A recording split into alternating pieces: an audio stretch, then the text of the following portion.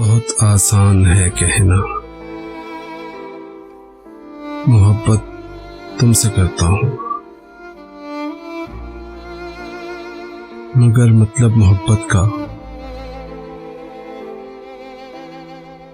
समझ लेना नहीं आसान। मोहब्बत पाके खो देना,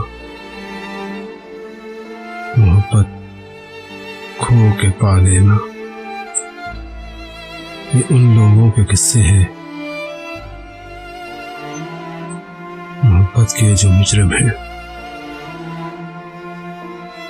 जो मिल जाने पे हंसते हैं, बिछड़ जाने पे रोते हैं। मोहब्बत करने वाले तो बहुत खामोश होते हैं, जो गुर्बत में भी जीते हैं, जो फुरकत में भी जीते हैं। न वो फरियाद करते हैं, न वो अश्कों को पीते हैं। मोहब्बत के किसी भी लफ्ज का चर्चा नहीं करते,